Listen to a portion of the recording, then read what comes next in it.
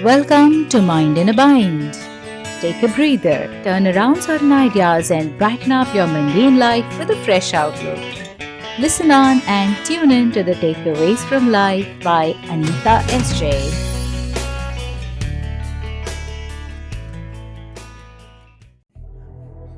Dual role of stress. Science says, and so we believe, that stress is a cause for all major ailments. We can define it as pressure, strain, anxiety, constant worry, nervousness, tension, trauma, or pure hassle, often reflecting in uncontrollable bursts of anger. As Emerson puts it, quote, "For every minute you remain angry, you give up 60 seconds of peace of mind," unquote. Now, what is stress? If you ask yourself, you may simply know the answer as stress is a thinking process based on fear. Fear based mostly on helplessness. Helplessness for not being in control of life, sprouting from not knowing the beginning or the end of what we call our life. What we feel is aptly expressed by Tom Stoppard in his play Rosencrantz and Guildenstern Are Dead. This is what his characters say about their situation in life. What a fine persecution it is to be kept intrigued without ever being quite enlightened. Every time we feel happy about something, we remind ourselves that we are behaving like the stupid herd waiting outside the slaughterhouse, completely unaware of the fact that death awaits them inside. Our intelligence and power to think and understand sees us clearly walking towards our expiry date. Everything we do or plan to do holds no ground because we see death as something coming from outside unannounced. Whether we want to be enlightened on the subject of life and death is the question we need to ask ourselves. We see death as a certainty whose time is ascertained by someone to keep us intrigued. No one has ever experienced this certainty, yet we are certain about its existence. In contrast, life, which we see in and around us as a certainty, we call it a passing phase. Ironical, isn't it? Some desperately seek God as something outside, controlling our lives. Some try to live this life collecting things to pamper our body, yet scared at the back of the mind for having to leave all that we possess when death arrives. Some get depressed, worrisome, and discontented, all finally stressed to the extent of interfering with the working of our body and spoiling our health and life in general. Clearly, it is we who spoil our health. Some paradigm shift may help us understand how it is easy to think differently to save our breath. Dual role of stress always crushes us in between the rock and a hard place.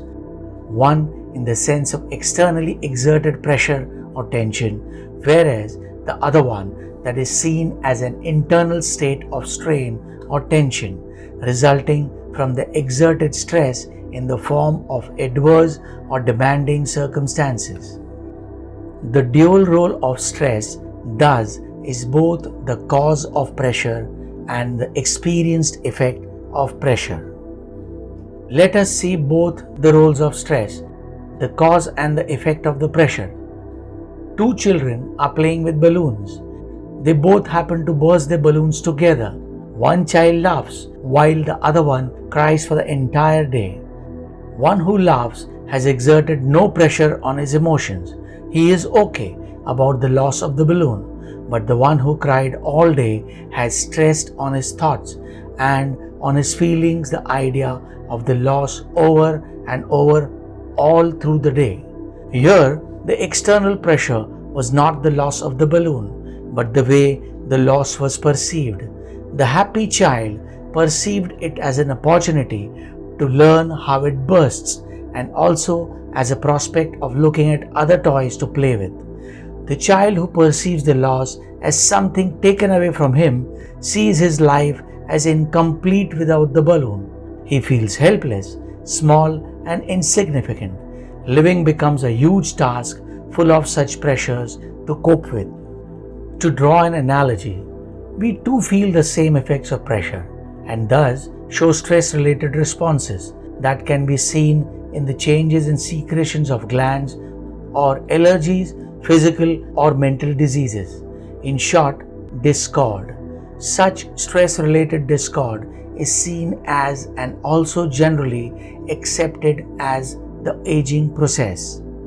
Both the children could not help the bursting of the balloon, but they both had the freedom, the choice of how they perceived the loss of balloon. The happy child chose to remain happy whether he had the balloon or no. He saved himself from the effects of the internal pressure.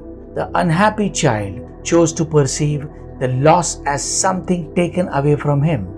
He chose to make himself feel helpless, small, insignificant. He could not save himself from the effects of the internal pressure born out of his thinking.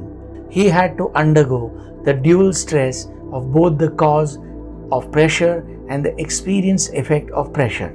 Could he have avoided it? Was it in his hands to get away from being crushed between a rock and a hard place? Yes, but would that mean he should have ignored the questions that pop in his mind?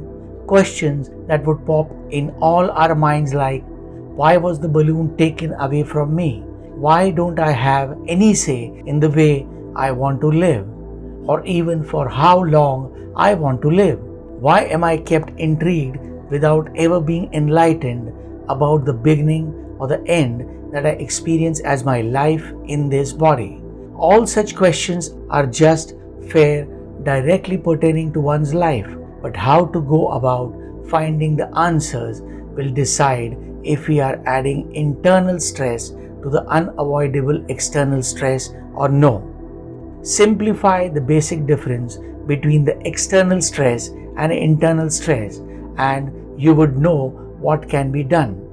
External stress in the form of circumstances at that particular given moment is unchangeable.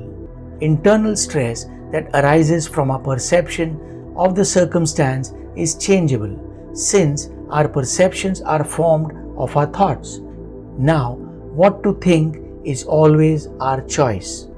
The unhappy child has kind of already given a verdict on his helplessness, decided that there is some power out there running his life. He sees the taking away of the balloon as the absence of free will.